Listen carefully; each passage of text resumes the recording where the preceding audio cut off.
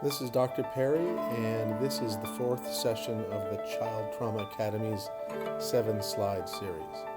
Today I will be talking briefly about state-dependent functioning.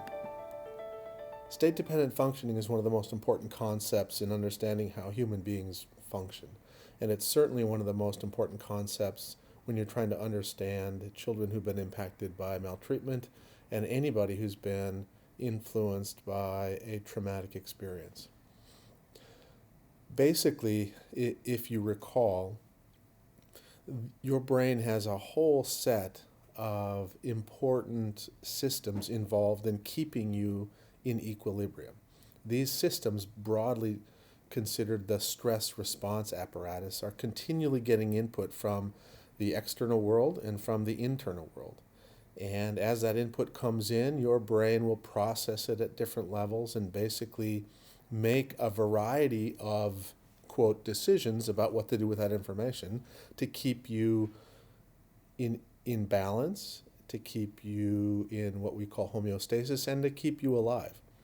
And one of the crucial microarchitectural components of that is the stress response networks that originate low in the brain, and we've talked about this in previous sessions, and then they send essentially to every part of the brain direct connections to allow you to orchestrate and integrate function in a meaningful way. And they also influence outflow to the body through the autonomic nervous system, the neuroimmune system, the neuroendocrine system, and so forth.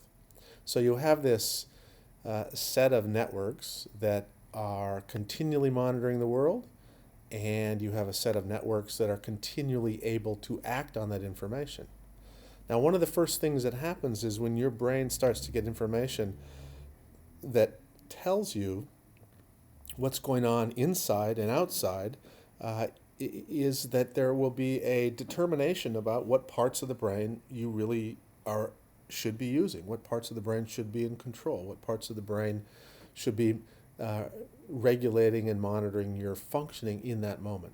So when you get signals from your body and from the outside world that say, listen, you're not hungry, you're not thirsty, you're not cold, you're in this nice equilibrium, you're in a safe and familiar environment, the sensory environment's not very complex, there's not a whole lot of novelty, you can literally be calm.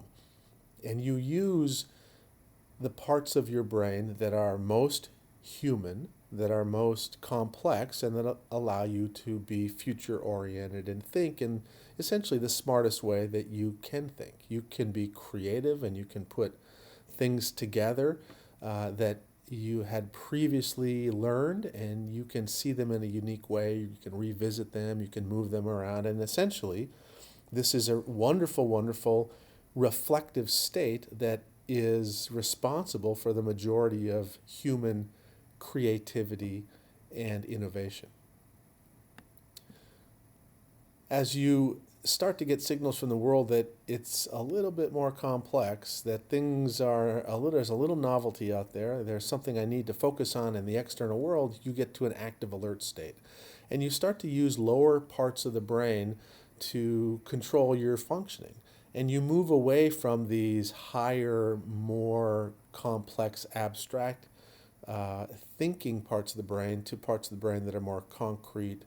And as you start to get signals that say, hey, I'm under threat, I'm hungry, I'm thirsty, I'm cold, I've got some unknown signals that are coming from the outside world, and some of them might be even threatening, your brain shifts and starts to use lower parts of the brain in a predominant way. And essentially, in a state-dependent way, the locus of control is moving from higher parts of the brain to lower parts of the brain as you become increasingly threatened. And as I've sort of gone through here, you go from the neocortex all the way down to your brainstem when you feel particularly fearful or terrorized. And so what happens is your brainstem actually is a part of the brain that will manage information and process information and, quote, solve problems in a way that's very different than the top part of your brain. So when you're calm, like I said, you can be abstract and reflective, and you can be future oriented, and you can really solve problems in an innovative, quote, humane way. And as you start to feel a little bit of complexity in the external world and things get a little bit more, uh, if you will, stressful, you will be likely to use your cortex, but you tend to use parts of your cortex that are a little bit more automatic, a little bit more routine. Things you solve current problems with old problem solving paradigms. And again, in a state of alarm, as you get more threatened, your style of cognition shifts to be much more emotional and ultimately reactive. And then finally, when you're in a state of fear, you really aren't thinking. You're essentially reacting. And your behavior and your, quote, problem solving in that moment is very reflexive. This, of course, is good if you have a situation where you don't have the time to process and come up with a solution, and you just need to act. You need to jump out of the way of the train. You need to immediately remove your hand from the hot object. That's appropriate. But it's really not going to result in a very complex solution to a problem if you are in a state of high alarm or fear and you are trying to solve complex problems.